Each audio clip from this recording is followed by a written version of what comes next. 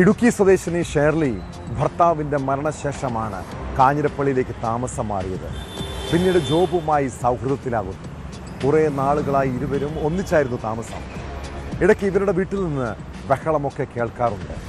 സാധാരണ ദമ്പതികൾ തമ്മിലുള്ള പ്രശ്നമെന്നാണ് നാട്ടുകാർ കരുതിയത്. കഴിഞ്ഞ രാത്രിയിലും ഷേർലിയും ജോബും തമ്മിൽ വഴക്കുണ്ടായി. രാവിലെ വീട്ടിലെത്തിയവർ കണ്ടത് ചോരയിൽ കുളിച്ച് ചലനമറ്റ് കിടക്കുന്ന വീട്ടമ്മ. തൊട്ട് സമീപത്തായി തൂങ്ങി മരിച്ച നിലയിൽ ജോബും. ഇരുവരും തമ്മിലുള്ള ബന്ധത്തിൽ എന്തായിരിക്കും സംഭവിച്ചത്? സാമ്പത്തിക ഇടപാടുകളും സംശയവുമൊക്കെ കൂട്ടമരണത്തിന് കാരണമായതായി സൂചനയുണ്ട്.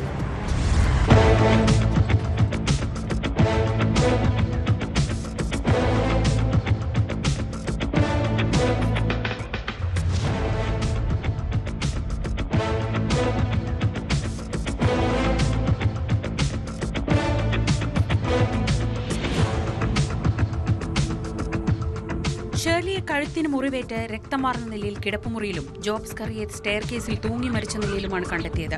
ഫോണിൽ വിളിച്ച് കിട്ടാതെ വന്നതോടെ ഷേർലിയുടെ സുഹൃത്ത് പോലീസ് കൺട്രോൾ റൂമിൽ വിവരം അറിയിക്കുകയായിരുന്നു. തുടർന്ന് പോലീസും നാട്ടുകാരും ചേർന്ന് നടത്തിയ പരിശോധനയിലാണ് മൃതദേഹങ്ങൾ കണ്ടെത്തിയത്.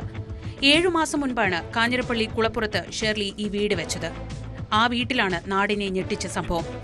ഇരുവരും തമ്മിൽ കുറച്ചുകാലം ഒരുമിച്ച് കഴിഞ്ഞിരുന്നതായി പോലീസിന് വിവരം ലഭിച്ചിട്ടുണ്ട്. എന്നാൽ ഈ അടുത്ത കാലത്തായി തർക്കങ്ങൾ ഉടലെടുത്തിരുന്നു.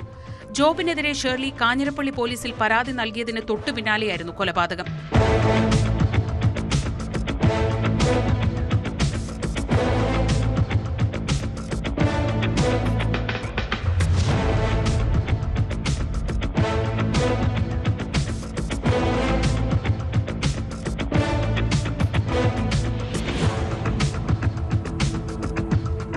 സാമ്പത്തിക തർക്കമാണ് ഇരുവർക്കുമിടയിലെ പ്രധാന പ്രശ്നം.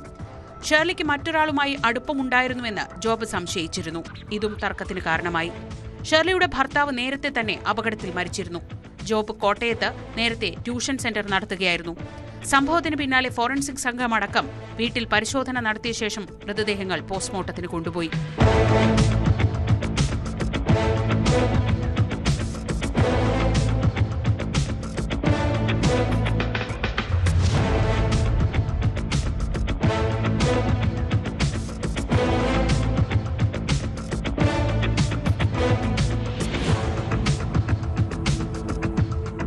ന്യൂസ് 18 കോട്ടയം.